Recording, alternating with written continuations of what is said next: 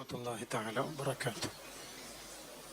ബിസ്മില്ലാഹി വൽഹംദുലില്ലാഹി വസ്സലാത്തു വസ്സലാമു അലാ റസൂലില്ലാഹി വഅലാ ആലിഹി വസഹ്ബിഹി ബിറിദ്വാനില്ലാഹി അമ്മാ ബഅദ്. ഏറെ ആദരവുകളുള്ള പ്രിയപ്പെട്ട ഉസ്താദ്, മറ്റു ഉസ്താദുമാർ, മുഅ്മിനീങ്ങളെ, അള്ളാഹു നമുക്ക് റമദാൻ അനുകൂലമാക്കി തരുമാറാവട്ടെ.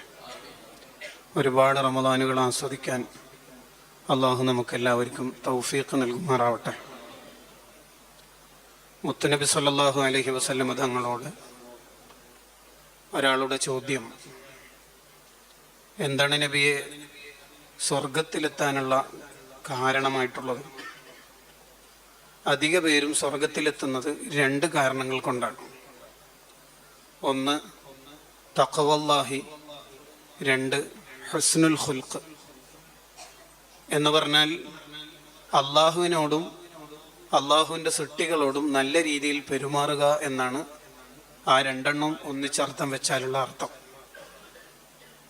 ഖാലിക്കിനോടും ഖൽക്കിനോടും നമ്മുടെ പെരുമാറ്റം നന്നാക്കുക എന്ന് നമുക്ക് ലളിതമായി അതിനെ പറയാം.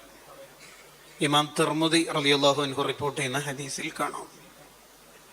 ഈ രണ്ട് ക്വാളിറ്റീസും നേടിയെടുക്കാനാണ് വിശുദ്ധ റമദാൻ അള്ളാഹു സംവിധാനിച്ചിട്ടുള്ളത്. നമ്മൾ നേരത്തെ കേട്ട ആയത്ത് വളരെ നേരത്തെ കേൾക്കാറുള്ള ആയത്താണല്ലോ, ലഅല്ലക്കും തത്തഖൂൻ. വിശുദ്ധ റമദാനിൻ്റെ നോമ്പിനെ കുറിച്ച് പറയുമ്പോൾ അള്ളാഹു നമ്മോട് പറഞ്ഞത് മുത്തഖിയാവാനാണ് നോമ്പിനെ അള്ളാഹു സംവിധാനിച്ചിട്ടുള്ളത്. നോമ്പിൻ്റെ ഹിക്മത്ത് പറയുന്നിടത്ത് നമ്മൾ കേൾക്കാറുണ്ട്, പാവപ്പെട്ടവൻ്റെ വിശപ്പറിയാനാണ് നോമ്പിനെ അള്ളാഹു സംവിധാനിച്ചിട്ടുള്ളത്.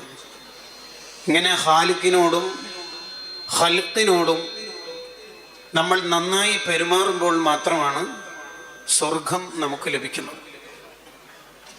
എന്താണ് തഖ്വ, എന്താണ് സൽസ്വഭാവം എന്ന് ലളിതമായി പറഞ്ഞ് എൻ്റെ സംസാരം അവസാനിപ്പിക്കാം. തഖ്വ എന്നാൽ ആഖിറത്തിൽ കുടുങ്ങുന്ന ഒരു കാര്യവും ദുനിയാവിൽ ചെയ്യാതിരിക്കുക. ഇതാണ് തഖ്വ. കുറേ വിശദീകരണങ്ങളുണ്ട്. അതിനെ ആറ്റിക്കുറിച്ച് തഫ്സീർ അബൂ സഊദ് പറഞ്ഞതിനെയാണ് ഇപ്പോൾ ഞാൻ ഉദ്ധരിച്ചത്. ആഖിറത്തിൽ കുടുങ്ങുന്ന ഒരു കാര്യവും ദുനിയാവിൽ ചെയ്യാതിരിക്കലിനെ ആണ് തഖ്വ എന്ന് ഒറ്റ വാക്കിൽ പറയുന്നത്. ഇത് നമുക്ക് ഉണ്ടാവുമ്പോഴാണ് നമുക്ക് സ്വർഗം സംവിധാനിച്ചിട്ടുള്ളത്. അത് വളരെ കൃത്യമായിട്ട് പറഞ്ഞു, ഉഇദ്ദത ലിൽ മുത്തഖീൻ. ഈ തഖ്വ ഉള്ളവർക്കാണ് സ്വർഗം, അല്ലാത്തവർ ഇങ്ങോട്ടേക്ക് വരരുത് എന്ന്. ഇപ്പൊ സാഹിത്യോത്സവമൊക്കെ നടക്കുമ്പോൾ കേൾക്കാറില്ലേ, സബ് ജൂനിയർ വിഭാഗത്തിലെ കുട്ടികൾ ഭക്ഷണശാലയിലേക്ക് നീങ്ങേണ്ടതാണ്, അല്ലാത്തവർ പോകരുത് എന്ന് അതിൻ്റെ അർത്ഥം. ഉഇദ്ദത ലിൽ മുത്തഖീൻ, ഇത് മുത്തഖീങ്ങൾക്കുള്ള വീടാണ്, അല്ലാത്തവർക്ക് ആഗ്രഹിക്കാൻ തന്നെ വകുപ്പില്ല. ഈ തഖ്വ നമ്മളിൽ ഉണ്ടെങ്കിൽ നമ്മുടെ ജീവിതത്തിൽ കുറേ കാര്യങ്ങൾ നമ്മൾ തെറ്റല്ലെങ്കിൽ പോലും ഒഴിവാക്കും, ആഖിറത്തിൽ കുടുങ്ങുമോ എന്ന് ഭയപ്പെട്ടിട്ട്. അതിനാണ് സൂക്ഷ്മത എന്ന് പറയുന്നത്. അബൂ ഹനീഫ റളിയല്ലാഹു അൻഹുവിന്റെ ദർസിലേക്ക് പുതിയ അഡ്മിഷൻ വന്നപ്പോൾ ജോയിൻ ചെയ്ത ഒരു കുട്ടിക്ക് താടിയും മീശയൊന്നും അത്ര കണ്ട് മുളച്ചില്ല. അതിനെ അറബിയിൽ അമ്രത് എന്ന് വിളിക്കും.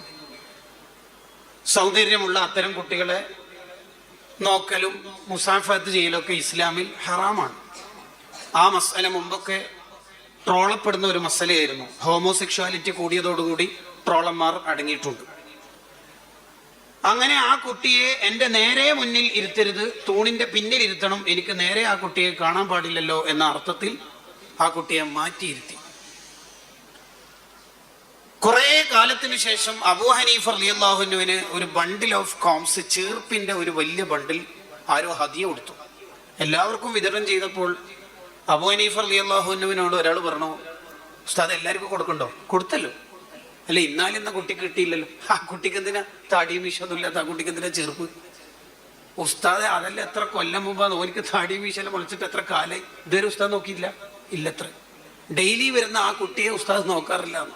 ഇതിനെ സൂക്ഷ്മത എന്ന് മലയാളത്തിൽ വിളിക്കും. ആഖിറത്തിൽ കുടുങ്ങുമോ എന്ന് ചിന്തിച്ചിട്ട് അനുവദിക്കപ്പെട്ട കാര്യം തന്നെ ഒഴിവാക്കുന്നതിനെയാണ് വറഅ്, സൂക്ഷ്മത എന്നൊക്കെ പറയുന്നത്. രണ്ട് തല ഉള്ള പെണ്ണിന്റെ ഒരു വിഷയം മസലയായിട്ട് ഇമാം ഷാഫി റളിയല്ലാഹു അൻഹുവിനോട് ഒരാൾ വന്ന് ചോദിച്ചു, എങ്ങനെയാണ് വലിയ ശുദ്ധി ഉണ്ടാവുമ്പോൾ രണ്ട് തലയും കഴുകണോ, മുഖം കഴുകുമ്പോൾ വുളുഇൽ രണ്ട് തലയും കഴുകണോ, മുഖവും കഴുകണോ എന്നൊക്കെ. ഇപ്പൊ കാണാതെ എങ്ങനെ പറയും? കാണാനുള്ള ഒരു വകുപ്പ് എങ്ങനെ ഉണ്ടാക്കും? ആ പെണ്ണിന്റെ ഉപ്പയെ പോയി കണ്ടു. ഉപ്പയോട് അന്വേഷിച്ചപ്പോൾ ഉപ്പയുടെ അന്വേഷണം നടത്തുന്നത് നിങ്ങളെ മോളെ എനിക്ക് കെട്ടിച്ചേരുമെന്നാണ്. നമ്മളൊക്കെ ഇപ്പോൾ പ്രപ്പോസൽ നടത്തുന്ന സമയത്ത് മുഖത്തൊരു ചെറിയ കറുത്ത കുത്ത്, വിരൽ ചെറുതായിട്ട് ചെത്തിപ്പോയിട്ടുണ്ട്, എന്തെങ്കിലും ഒരു ഡ്രോബാക്ക് ഉണ്ടെങ്കിൽ കല്യാണം കഴിക്കും? ഇല്ലല്ലോ. ഈ പെണ്ണിനെ 100 ദിർഹം കൊടുത്തിട്ട് കല്യാണം കഴിച്ചു. പെണ്ണിന്റെ ചിത്രം മുഴുവനായിട്ട് നോക്കി മനസ്സിലാക്കി ആയിരങ്ങൾ ജീവിക്കുന്ന ഇനിയുള്ള ഒരു നൂറ്റാണ്ടിന് അല്ലെങ്കിൽ ഒരു സഹസ്രാബ്ദങ്ങൾക്കപ്പുറത്ത് ഈ മസാല എഴുതി വെക്കണമല്ലോ. അതിന് ഈ പെണ്ണിന്റെ കറക്റ്റ് ചിത്രം ഫ്രെയിം ചെയ്തതിന് ശേഷം ഈ 100 ദിർഹം നീ എടുത്തോളി, ത്വലാഖ് ചൊല്ലിക്കൊടുത്ത് ഈ മസാല എഴുതിയ മഹാനാണ് ഇമാമുന ശാഫിഈ റളിയല്ലാഹു. ഇതിനെ നമുക്ക് തഖ്വ എന്ന് നീട്ടി വിളിക്കാം. ഇങ്ങനെ ഒരു മുത്തഖിയായ ജീവിതം കിട്ടാനാണ് ലഅല്ലകും തത്തഖൂൻ, നിങ്ങൾക്ക് ഞാൻ റമദാനും നോമ്പും തന്നതെന്ന് ഖാലല്ലാഹു അസ്സ വജൽ. ഇങ്ങനെ ഒരു തഖ്വ ഉണ്ടാവുക എന്ന് പറഞ്ഞാൽ അതിന്റെ ഏറ്റവും മേലെയുള്ള ഒരു ഏരിയയാണ് ഇപ്പോൾ നമ്മൾ പറഞ്ഞത്. അതിന്റെ താഴെയുള്ള ഒരു ഏരിയ ഉണ്ട്, തെറ്റ് ചെയ്യാതിരിക്കുക, ഹറാമുകൾ ചെയ്യാതിരിക്കുക.